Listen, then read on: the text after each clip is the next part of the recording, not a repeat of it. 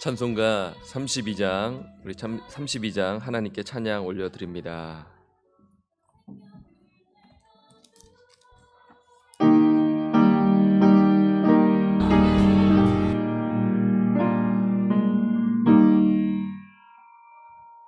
만유의 주제 존귀하신 예수 사람이 되신 하나님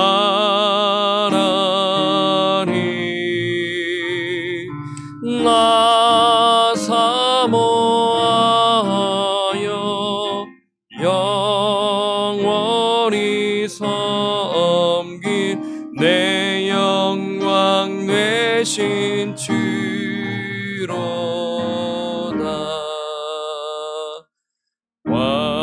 화려한 동산 무성한 저수모 다 아름답고 묘하나 순전한 예수 더 아름다워 봄 같은 기쁨 주시네.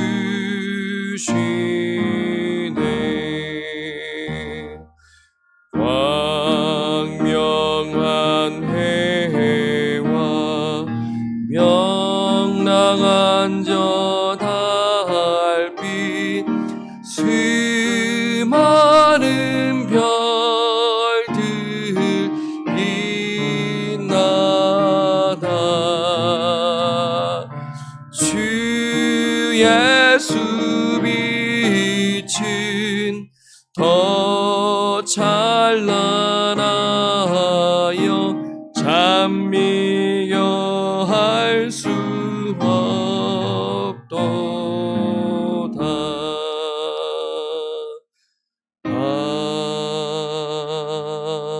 아멘. 오늘 성경 말씀은 에스라 1장 1절에서 4절까지 말씀입니다. 오늘 본문 말씀은 에스라 1장 1절에서 4절까지 말씀입니다. 다 찾으셨으면 교독합니다. 바사왕 고레스 원년에 여호와께서 에레미야의 입을 통하여 하신 말씀을 이루게 하시려고 바사왕 고레스의 마음을 감동시키심에 그가 온 나라에 공포도 하고 조소도 내려 이르되 바사왕 고레스는 말하더니 하늘의 하나님 여호와께서 세상 모든 나라를 내게 주셨고 나에게 명령하사 유다 예루살렘에 성전을 건축하라 하셨나니 이스라엘의 하나님은 참 신이시라. 너희 중에 그의 백성 된 자는 다 유다 예루살렘으로 올라가서 이스라엘의 하나님 여호와의 성전을 건축하라. 그는 예루살렘에 계신 하나님이시라. 그 남아있는 백성이 어느 곳에 머물러 살든지 그곳 사람들이 마땅히 은과 금과 그 밖에 물건과 짐승으로 도와주고 그 외에도 예루살렘에 세울 하나님의 성전을 위하여 예물을 기쁘게 드릴지니라 하였더라. 아멘. 오늘은요, 마음을 감동시키시는 하나님, 마음을 감동시키시는 하나님이라는 제목으로 말씀을 드립니다. 우리는 어제 역대기를 이제 마무리하고 오늘부터 에스라서를 묵상합니다. 에스라서 이 1장 우리가 이제 1절부터 4절을 읽었는데 특히 1절에서 3절 일부분을 이렇게 딱 봤었을 때 이 반복된 것을 발견합니다. 어떤 것을 발견할 수 있냐면 이 역대기 36장 22절에서 23절 바로 앞입니다. 우리 성경 그렇죠? 역대기 마지막 두 구절과 이 반복되고 있음을 우리가 발견하죠. 이 역대기 36장 22절 23절 말씀이 그대로 에스라서 1장 1절에서 3절 일부분이 지금 보여주고 있어요. 무슨 의미입니까? 두 성경 모두 공통적인 관심사를 보여주고 있음을 지금 말하고 있어요.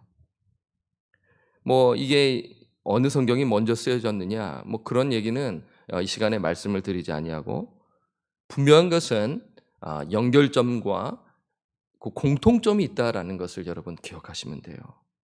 그래서 이 역대 상하랑 에스라 느헤미야, 이 에스라 느헤미야는 원래 한 권의 책입니다. 같이 보고 연구해야 하는 하나님의 말씀이죠. 자, 이 두 책은 공통적인 관심사는 무엇이냐면 예루살렘 성전에 관련된 일인 것이죠. 어느 정도 성경을 연구하신 분은 딱 눈치를 채셨을 거예요. 여기서 성전은 제2성전을 말합니다. 포로 귀환 후 세운 제2성전인데요. 오늘 본문이 그 성전에 대한 말씀을 합니다. 에스라 느헤미야는 이 성전을 이라는 주제가 관통되었다라고 볼 수가 있죠.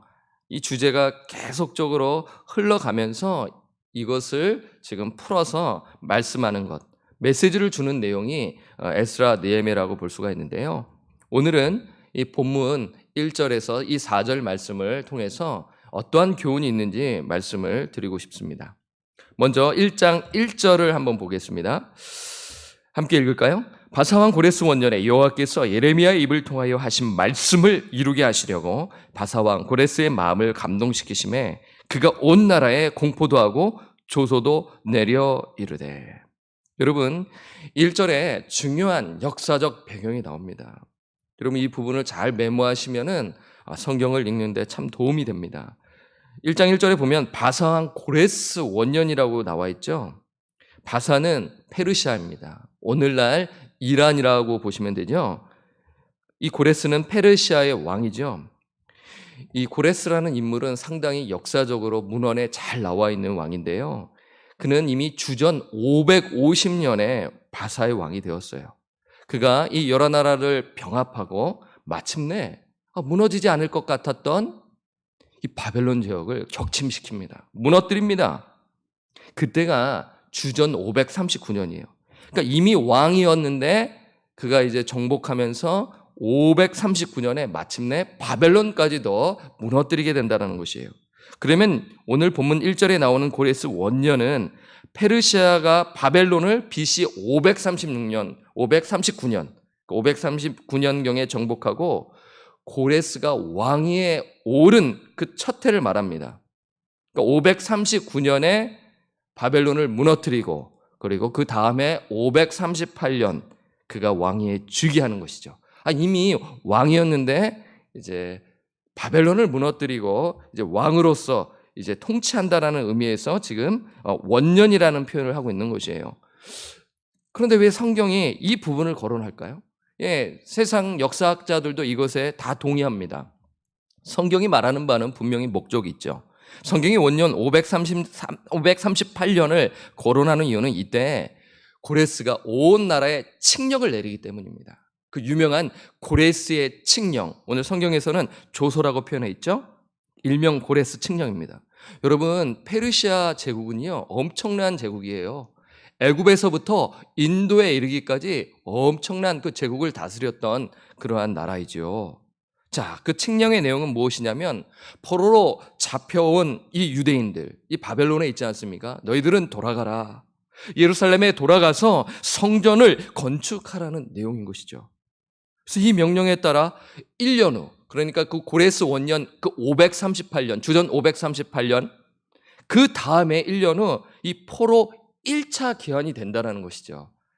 이러한 역사적 배경이 있기 때문에 이 부분을 설명을 드렸어요. 여러분, 이 부분을 꼭 기억하시고요. 자, 역사적인 순간이죠. 지금 누구에게요? 이스라엘 백성에게 그렇습니다. 무려 70년간 타국에서 포로 생활을 했다라는 것이에요. 여러분, 말이 70년이지 얼마나 길어요? 우리나라가 일본으로부터 몇 년 강점기, 그 압제를 당했습니까? 36년입니다. 거의 2배 아니겠습니까? 우리나라는 그 땅에서 물론 여러 가지로 여성분들 성노예로, 남성분들은 군대에 징집되는 그러한 일을 끌려가는 것 있었지만 그 땅에서 고통을 받았지만 이스라엘 백성은 포로로 끌려갔단 말이에요. 문화도 다르고 음식도 다르고 그러한 그 환경 속에 그들이 끌려갔다라는 것입니다. 그런데 그들이 그 때가 되어 포로 귀환하는 그러한 그 부분을 지금 오늘 말씀하고 있는 것이죠. 이 포로 귀환하는 이 시기가 중요한 이유는 예레미야를 통해 약속하신 하나님의 말씀이 성취되는 해이기 때문이에요. 그렇기 때문에 제가 이 말씀을 드리지 않습니까? 에레미야 29장 10절 메모하시면 도움이 되죠. 뭐 이거 외에도 에레미야서에 또 이사야서에 나옵니다. 한 구절만 말씀을 드리면 에레미야 29장 10절에 이미 예언된 말씀이 있어요. 제가 읽어드릴게요. 여호와께서 이와 같이 말씀하시니라. 바벨론에서 70년이 차면 내가 너희를 돌보고 나의 선한 말을 너에게 성취하여 너희를 이곳으로 돌아오게 하리라. 그렇죠. 이것이 BC 아까 제가 말씀드린 537년입니다. 이 약속의 말씀에 따라 성취가 된다라는 것을 지금 보여주고 있는 것입니다. 그런데요, 성도님들, 세상 역사학자는 그렇게 해석하지 않습니다. 어떻게 해석하냐면요, 이스라엘의 귀환을 이 페르시아 제국 정책의 관점만으로 설명하려 하는 것이에요. 그런 점에서는 이 성경이 허구가 아님을 알 수가 있죠. 역사적인 그 사실에 입각하여 하나님의 그 말씀이 성취됨을 말하고 있는데, 그런데 역사학자들은 단지 그냥 이 페르시아 제국 정책으로 말미암아 이스라엘 백성들이 귀환한 것이 아니냐라며 말하고 있는 것입니다. 여러분, 당시 페르시아 정책은요, 바벨론과 달랐어요. 여러분, 바벨론은요, 어떤 통치냐면 억압하고 아주 규제하고 못살구게 그는 거예요. 그렇지 않습니까? 이 아수르 정책을 어떻게 보면은 본받아서 한 것이 바벨론 정책이에요. 그래서 사람들을 막 끌어다가 이제 뭐 혼합 정책을 펼치고 그 종교를 막 말살하고 뭐 일본이 마치 창씨 개명을 하고 이렇게 막 못살구게 근 것 여러분 생각하시면 되는 것입니다. 그러니 못 살겠다. 너무 강압적이어서 그 통치에 내가 못 살겠다라는 그러한 그 시절이 있었던 것이에요. 그러니까 가만히 보니까 이 페르시아가 이것을 보고 우리는 그렇게 하지 말고 포용 정책을 해야겠구나. 그러니까 뭐 무한정 포용 정책이 아니라 자신의 목적과 그 부합될 때 피지배국에 어느 정도 자치권을 인정해 주는 것이죠. 그것이 페르시아 정책이거든요. 그래서 그들의 그 민족의 종교와 이 문화를 존중해 줍니다. 너희들이 살고 싶은 곳에 가서 살아라. 이렇게 자치를 인정해 주는 것이죠. 이러한 포용 정책 때문에 이스라엘이 귀환할 수 있는 것이 아니냐라며 역사학자들은 그렇게만 해석하는 것이죠. 여러분, 이러한 배경에 있는 것은 역사적 사실이에요. 분명히 맞습니다. 하지만 성경은 어떻게 말씀하시나요? 하나님은, 저는 그렇게 생각합니다. 하나님은 그 인간의 그 자유의지를 사용하셔서 하나님의 그 뜻을 이루신다라는 것이죠. 그러니까 하나님께서는 자신의 뜻과 목적을 이루시기 위해 이 고레스, 이 페르시아의 절대 권력자를 도구로 사용하셨다라는 것이죠. 무슨 말씀입니까? 보이지 않는 하나님의 손길이 있었음을 말씀합니다. 역사의 배후에 하나님의 간섭하심이 있는 것이지요. 어떻게 간섭하시나요? 오늘 본문 말씀이 말씀합니다. 고레스의 마음을 감동하심으로 간섭하셨다라고 말씀하죠. 우리 다시 한번 1절을 읽습니다. 바사왕 고레스 원전에 여호와께서 예레미야의 입을 통하여 하신 말씀을 이루게 하시려고 바사왕 고레스의 마음을 감동시키심에 그가 온 나라에 공포도 하고 조소도 내려 이르되. 성경은 분명히 말씀하죠. 예레미야의 입을 통하여 하신 말씀을 이루게 하시려고 바사왕 고레스의 마음을 감동시키셨다. 여러분, 감동시키셨다라는 것은 뭐예요? 마음을 움직였다라는 것입니다. 여러분, 누군가의 감동을 받으면 우리의 마음이 활짝 열리잖아요. 이 감동이 메말라 있었을 때 누군가 나를 감동시키면 웃음이 살짝 나면서 마음을 오픈하는 것. 지금 이러한 차원을 뛰어넘는 것이죠. 하나님께서는 그 약속하신 말씀을 이루시기 위해서 그 고레스의 마음을 감동시키셨다라고 말씀합니다. 그렇다면 하나님께서 고레스의 마음을 감동시킨 목적은 무엇인가요? 자, 2절에 나와 있습니다. 2절을 볼까요? 바사왕 고레스는 말하노니 하늘의 하나님 여호와께서 세상 모든 나라를 내게 주셨고 나에게 명령하사 유다 예루살렘의 성전을 건축하라 하셨나니. 지금 바사왕 고레스가 말하고 있는 것이에요. 고백하고 있는 거예요. 하늘의 하나님 여호와께서 세상 모든 나라를 내게 주셨다. 나에게 명령하사 유다 예루살렘의 성전을 건축하라 하셨다라고 지금 말씀하고 있어요. 그 목적은 하나님의 백성들이 예루살렘의 귀환에서 성전을 건축하는 것이다 라고 말하는 것입니다. 여러분, 2절과 이 3절을 읽게 되면 고레스가 하나님을 믿는 사람이 아닌가 하는 살짝 그 의문이 들죠. 고레스가 하나님께서 감동을 주셔서 정말 하나님을 믿는 사람이 아닌가라는 그러한 궁금증이 생기는 것이죠. 왜 그런가요? 2절에 보면 그가 하늘의 하나님 여호와라고 고백하고 3절에 보면은 이스라엘 하나님은 참 신이라. 이거 대단한 고백 아니겠어요? 이 믿는 자가 이 고백하는 고백 아니겠어요? 그런데 이방의 절대 권력자가 이러한 고백을 한다라는 것이에요. 하지만 여러분, 이 표현은요, 다른 종교를 포용하는 종교적 멘트라고 보시면 됩니다. 분명 누군가가 이 하나님의 약속의 말씀을 전해주었을 거예요. 성경학자들은 다니엘이 아닐까라고 추측을 합니다. 다니엘이 그 바벨론 제국에서도 그 높은 관료였지 않습니까? 그리고 이 바사 제국, 메데 바사 이러한 그 연합 제국에 있어서도 관료였어요. 고급 관료였단 말이에요. 어쨌든 그 말씀을 오늘 드리지 않고요.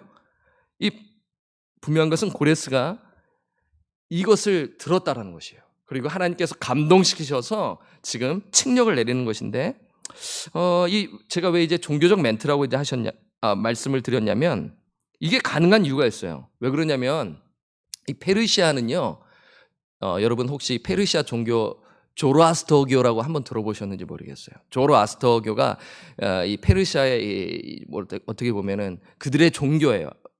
이제 주된 종교, 주요 종교인데요.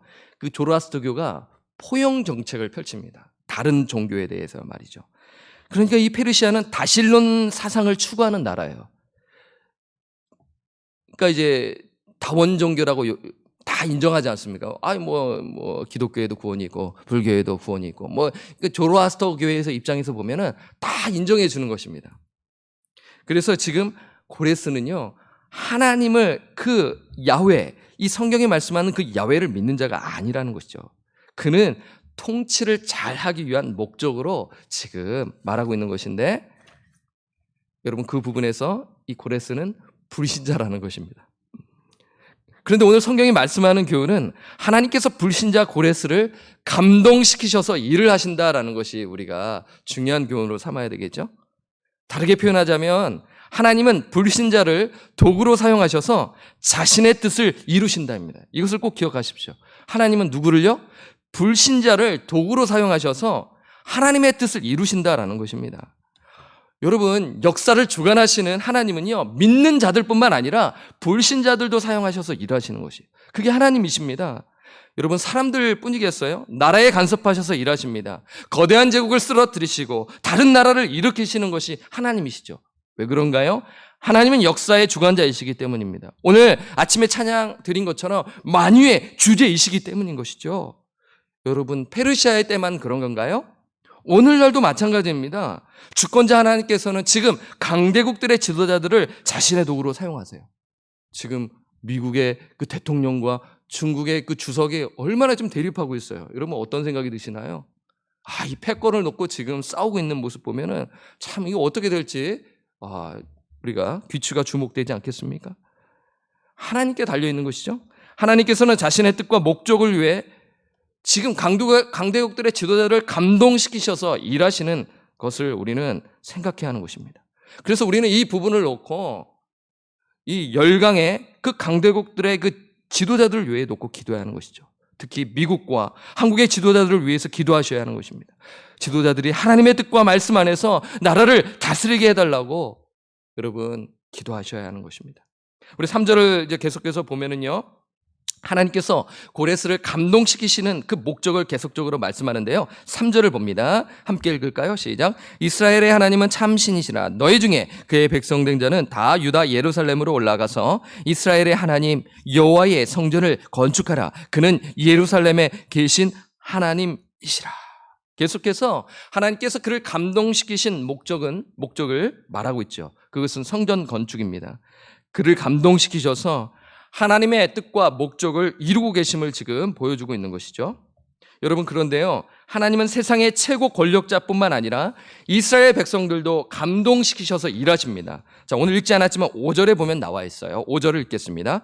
이에 유다와 베냐민 족장들과 제사장들과 레위 사람들과 그 마음이 하나님께 감동을 받고, 이거 나오죠. 하나님께 감동을 받고 올라가서 예루살렘에 여호와의 성전을 건축하고자 하는 자가 다 일어나니. 먼저 하나님께서는 고레스의 마음을 감동시키셨습니다. 그리고 이제 포로 귀환을 명령합니다. 칙령을 내립니다. 그리고 4절에 보니까 그 포로 귀환하는 자들을 도우라고, 본토에 있는 사람들이 도우라고. 그래서 4절에 보니까 마땅히 은과 금과 여러 가지 그 밖에 물건과 짐승들을 도와주라고 구체적으로 이러한 도움을 주는 것이죠. 그래서 4절 하반절에 보니까 예루살렘에 세울 하나님의 성전을 위하여 예물을 기쁘게 드릴지니라 하였더라. 이러한 도움을 받고 지금 5절에 보니까 이제 사로잡혀간 백성들이 귀환하는 것이죠. 그때도 하나님께서 가만히 계셨나요? 그들의 마음을 감동시키셨다라고 지금 말씀하고 있는 것이죠. 여러분, 오늘 이 말씀은 어떠한 의미가 우리에게 주어진 것인가요? 여호와의 성전을 건축하란다라는 의미가 무슨 의미인가요? 예배의 회복인 것입니다. 에스라 저자의 관심 역시 무엇인가요? 예배의 회복입니다. 백성들의 우상 숭배로 성전은 파괴되었어요. 하나님의 영광이 떠났습니다. 하나님은 70년간 바벨론에서 이 백성들로 하여금 포로 생활하도록 하게 하신 것이에요. 그리고 하나님은 가만히 계시지 아니하고 누구를 통해 또 일하셨나요? 에스겔, 그 에스겔 선지자를 통하여 말씀하셨습니다. 하나님은 가만히 계시지 아니하고 그 약속의 말씀을 성취하시기 위해 그 70년간 포로로 잡혀갔지만 그곳에서도 하나님은 말씀하셨다라는 것이에요. 그리고 때가 차서 그 70년이라는 시간이 차서 하나님은 그 고레스를 감동시키셔서 역사의 주관자이신 하나님께서 그 절대 그 왕, 그 당시에 사람들에게 두려움의 그 대상인 그 고레스를 감동시키셔서 자신의 백성을 귀환하도록 인도하신다는 것이죠. 그 인도하심의 목적이 무엇입니까? 성전을 건축하는 것입니다. 여러분, 성전 건축해서 무엇을 합니까? 하나님을 예배하는 것이죠. 구약 시대에는 성전 중심으로 예배의 중심이 이루어져야 함을 우리는 잘 알지 않습니까? 예배의 회복인 것입니다. 그전에는 정말 예배를 형식적으로 드렸습니다. 내가 그냥 드리고 싶을 때 드리고, 그리고 혼합해서 드리고, 그냥 인간 중심적인 그 예배를 드렸다라는 것입니다. 하나님이 가만히 계시지 아니하고 그들을 치시고 정말 하나님을 찾으며 하나님의 얼굴을 구하도록 그들을 징계하시지 않았습니까? 저는 역대기 이 상하 말씀과 그리고 이 에스라 느헤미야 이 말씀을 보면서 예배가 얼마나 중요한지를 준비하며 깨달았습니다. 우리 사랑하는 성도님들도 어떠신지 모르겠어요. 또 우리 성도님들 가운데는 정말 이 구약 말씀을 통해 은혜를 받고 있다라고 이렇게 또 말씀을 또 듣게 됩니다. 이 역대기 에스라 말씀은 오늘 우리의 삶 가운데 우리 역시 정말 그 예배의 회복이 필요함을 지금 말씀하고 있는 것이죠. 여러분, 우리가 교회에서 이 공예배 그리고 그 이후에 그 삶의 예배가 회복되어야 한다는 것이요. 일명 영적 예배인 것이죠. 로마서 12장 1절에 그러므로 형제들아 내가 하나님의 모든 자비하심으로 너희를 권하노니 너희 몸을 하나님이 기뻐하시는 거룩한 산 제물로 드리라. 이는 너희가 드릴 영적 예배니라. 이 영적 예배니라라고 지금 말씀하고 있는 것이죠. 좀 더 구체적으로 우리는 우리 삶의 우선순위가 무엇인가요? 하나님을 예배하는 것입니다. 내가 시간이 남아서 하나님을 예배하는 것이 아니라 시간을 구별하여 하나님을 찾는 것입니다. 시간을 구별하여 공림회뿐만 아니라 삶 가운데 내가 시간을 정해서 따로 구별하여 무릎을 꿇고 하나님을 예배하는 것입니다. 상황과 상관없이 하나님을 찾고 기도하는 것입니다. 그것이 예배의 회복 아니겠어요? 어느 목사님께서요, 청교도들 예배에 가졌던 태도와 예배의 중요성을 말씀하신 것을 인용합니다. 이 미국 땅의 신앙의 자유를 온 이 청교도들의 그런 신앙생활은 우리가 본받아야 되지 않겠습니까? 그들이 정말 강론하고 했던 그 말씀, 그들이 말씀을 얼마나 사모했다는 것을 우리가 본받아야 되지 않겠습니까? 자, 이렇게 인용하는데요. 청교도들에게 예배의 의무는 삶의 우선순위였다. 그들에게 주일에 하나님을 온전하게 예배하고 성도와 교제하며 선한 일에 힘쓰는 주일 성수는 성화의 가장 중요한 방편이었다. 예배가 무너지면 교회도 무너진다. 예배가 무너지면 우리의 삶도 무너진다. 라며 그 책을 통해 말씀해 주셨어요. 여러분 어떠십니까? 예배의 회복을 경험하고 싶으신가요? 하나님의 감동이 있어야 됩니다. 성령의 역사가 일어나야 하는 것이죠. 그러기 위해서는 바른 말씀, 하나님의 말씀과 복음이 바르게 선포되어야 하는 것이죠. 여러분 이 강단에서 세상 이야기와 인간 중심적인 이야기가 들려진다면 역사가 이루어질까요? 안 그렇습니다. 그 중심에 그 복음, 하나님의 말씀이 바르게 풀어 선포될 때 하나님의 그 감동하심, 그 마음을 움직이셔서 그 성령의 역사가 이루어진다는 것입니다. 여러분 믿으십니까? 저는 믿습니다. 여러분 그렇지 않습니까? 하나님의 주권이 있다고 여러분 믿으신다면 누가 일하시는 것이에요? 하나님이 일하신다고 말을 하는데 하나님 이 강단에서 여러분의 삶 속에서 하나님의 말씀은 전혀 없고 그냥 세상 이야기와 그냥 세상의 그 논리와 그 이야기만 나눠진다면 하나님의 감동하심이 일어날 수 있겠습니까? 그렇지 않다라는 것을 우리는 잘 압니다. 그래서 성경에 기초한 신앙으로 돌아가야 한다는 것입니다. 성경 말씀에 기초한 예배가 세워져야 한다는 것입니다. 성경 말씀에 기초한 찬양과 경배가 이루어져야 한다는 것입니다. 그냥 나의 마음을 기쁘게 하고 나의 마음을 즐겁게 하고 그러한 그 인간 중심적인 그 마음으로 다가서는 안 된다는 것이죠. 여러분 하나님의 말씀이 있는 그대로 잘 선포되도록 교육자들을 위해서 기도해 주시기를 부탁드립니다. 성령의 역사로 인해 이 예배의 감동을 받게 하옵소서, 찬양과 말씀을 통하여 예배의 감동을 받게 하옵소서라며 기도해야 되지 않겠습니까? 예배의 회복, 여러분 지금부터 여러분 시작하시길 바랍니다. 우리가 공예배에 모이기 전에 각자의 처소에서 엎드리며 말씀을 깊이 보며 묵상하며 하나님의 뜻을 구해야 되지 않겠습니까? 날마다 하나님을 기쁘시게 하는 참된 예배자로 살아가시는 저와 우리 성도님들 되시기를 주님의 이름으로 간절히 축원합니다. 아멘. 우리 찬송가 615장 찬송 드립니다. 말씀을 기억하면서 615장 찬송 드리도록 하겠습니다.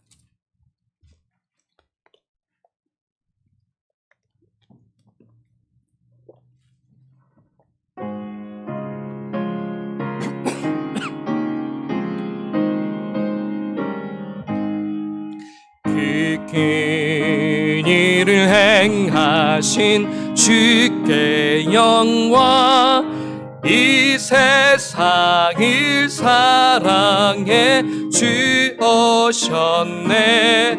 우리 죄를 위하여 죽이시사 저 영원한 생명문 여시었네.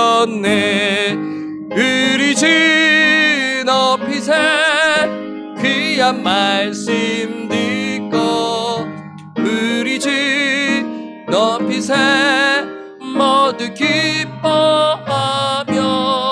주의 세림이 비보 하나님께 그 행하신 큰 역사 찬양하세.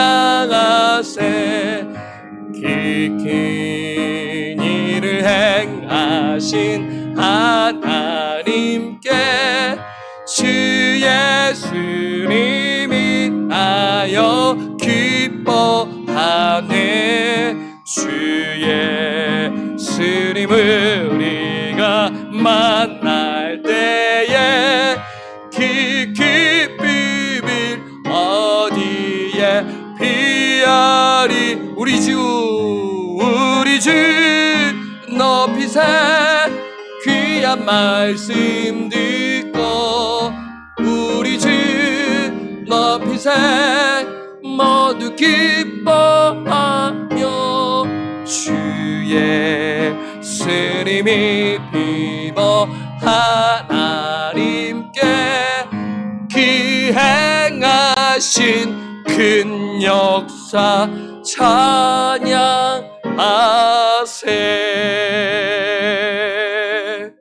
아멘.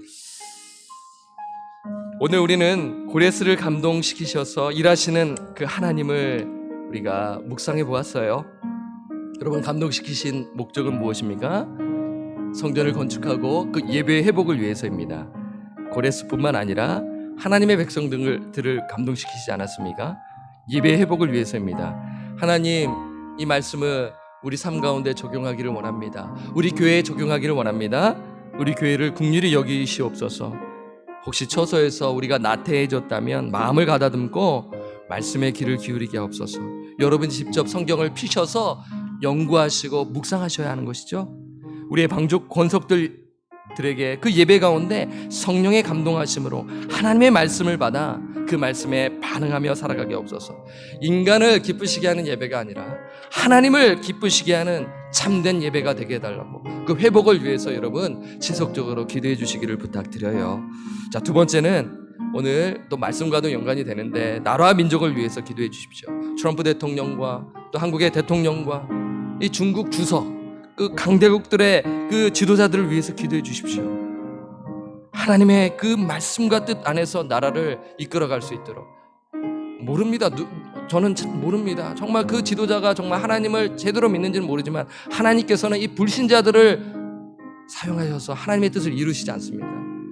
복음이 막히지 아니하도록, 복음이 빠르게 전파되도록 여러분 나라와 민족을 위해서 기도해 주시고요. 그리고 무엇보다도 이 미국 땅이 말씀으로 돌아가 회개의 역사가 일어나게 해달라고, 대통령과 유정자들, 주지사와 모든 그러한 상원, 하원, 연방 그 의원들이 정말 무릎 꿇고 하나님 앞에 회개하며 나아가게 해달라고, 이 땅을 고쳐달라고, 코로나 사태의 해결을 위해서 기도해 주시고요. 세 번째는 담임 목사님 청빙을 위해서 지속적으로 기도해 주십시오. 네 번째는 우리 성도님들 각자의 처소에서 말씀을 깊이 묵상하여 예배의 회복이 이루어지도록 위해서 오늘 첫 번째 기도 제목과 비슷하지만 네 번째 기도 제목, 서로를 위해서 구체적으로 잃어버린 영혼을 위해서 기도해 주시고, 연약한 우리 성도님들을 위해서 기도해 주시고, 그리고 또 우리 환우들을 위해서 기도해 주시고, 우리 교육자들을 위해서 기도해 주시고, 이렇게 구체적으로 여러분 예배 마치시고요, 하나님 앞에 간절히 기도해 주시기를 부탁드립니다.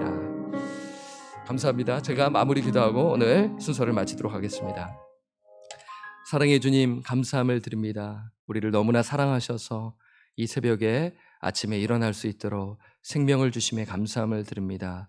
하나님, 우리에게 오늘 코끝에 호흡을 주신 이유가 있습니다. 그것은 먼저 하나님을 예배하라는 것이죠. 하나님, 그 말씀에 순종하여 하나님 말씀을 준비하고 선포하였습니다. 너무나 부족하고 연약하고 정말 저 자신이 하나님 여러 가지로 볼 때 부족함을 느끼며 말씀을 선포합니다. 다만 하나님, 간절히 기도하는 것은 여기 나와 있는 하나님의 말씀, 진리의 말씀이 오늘 새벽에 들으시는 우리 성도님들 마음에 새기게 하시고, 이 말씀의 정말 중요함을 깨닫고 계시는 우리 성도님들, 정말 나라와 민족을 위해서, 교회를 위해서, 그리고 서로를 위해서, 또 교육자들을 위해서 기도하고, 연약한 자들, 또 환우들을 위하여 기도할 때 하나님, 그 기도를 통하여 일하시는 하나님의 놀라운 역사를 체험하는 우리 새벽의 용사들이 될 수 있도록 주님 인도하여 주시옵소서. 사람을 보는 것이 아니라 하나님을 바라보며 하나님을 두려워하며 하나님을 경외하며 하나님을 기쁘시게 하기 위하여 하나님, 그 소수의 사람이 새벽을 깨우며 하나님을 찬양드립니다. 그 큰일을 행하신 그 예수 그리스도를 통하여 우리에게 영생을 주시고 구원의 역사를 이루어 가시는 그 하나님을 찬양합니다. 고레스의 마음을 감동시키시며 유다 백성들의 마음을 감동시켜 듯이 하나님, 우리의 방주의 권속들의 마음을 감동시켜 주시옵소서. 감동시켜 주시되 살아계신 하나님의 말씀으로 감동시켜 주시기를 기도드립니다. 이 강단에서 온전히 하나님의 말씀만이 선포되게 하여 주시옵소서. 그 말씀이 우리의 삶을 살리고 우리의 삶을 회복시키시며 나아간다는 사실을 믿음으로 고백하며 교육자들을 위하여 기도하게 하시고 우리 장로님들을 위하여 기도하게 하시고, 이 섬김의 그 기초가 하나님의 말씀의 기초가 되어 하나님, 우리가 우리가 정말 간절히 기도하며 하나님의 뜻과 목적이 우리의 삶과 우리의 그 헌신과 봉사를 통하여 이루어지도록, 그 고레스 때에 이루어진 것처럼 그 예배의 회복이 이루어지도록 성령님 역사하여 주시옵소서. 감사를 드리옵고 우리를 죄로부터 구원하여 주신 존귀하신 예수님의 이름으로 간절히 기도드립니다. 아멘. 여러분 감사를 드립니다. 내일 뵙도록 하겠습니다.